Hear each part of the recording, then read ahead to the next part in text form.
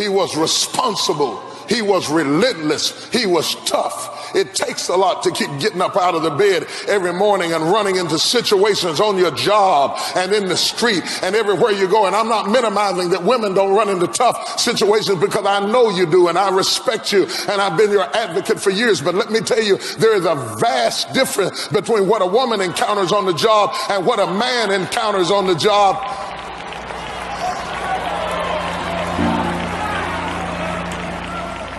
Push me, I'll belabor the point and prove to you. But when a man walks into a situation, he has all kinds of obstacles to deal with, not only from other women, but also from other men who handle you differently and get into contests with you and intimidate you. And by the time the man gets back home, he's been through hells that he never even mentions, and fights that he never even talks about, and belittling and demeaning circumstances that he has to swallow down every day and try to hold on to his integrity and still feel like a man, while the system is intent in treating him like a boy. Where are the men at? Are there any men in here?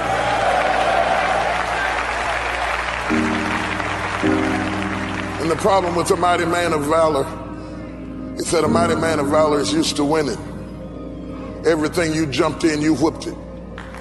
Everything you jumped on, you conquered. Everything you attacked, you brought to his knees. But sooner or later, you'll run into something you can't whip.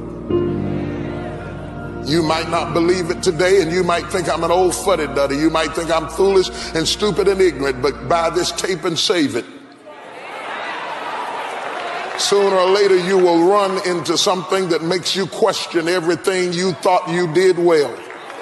You haven't lived till you fail so badly that you wonder, will I ever get back up again?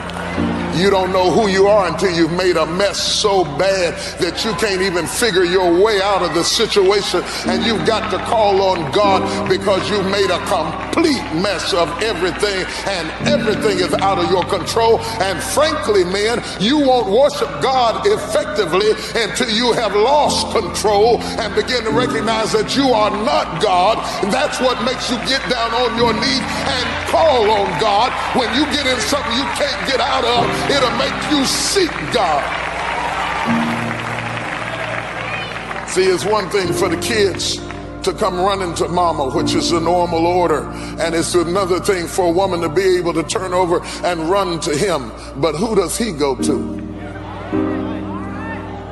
Because the real truth, sisters, if you want the real truth, there are some days that we want to fall apart on you. There are some days that we would love to just come in the house and just collapse and burst into tears and say, I'm upset, and I don't know what I'm upset about. I don't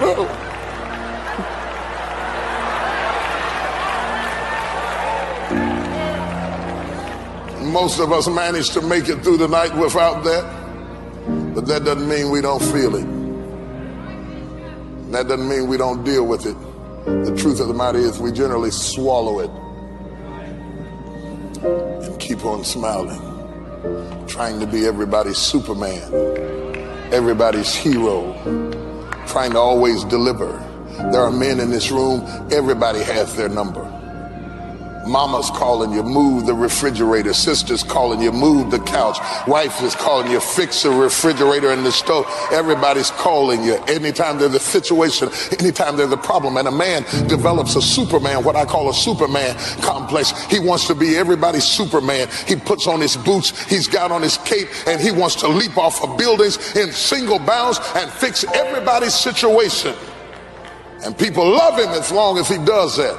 But the moment they find out that Superman is really Clark Kent,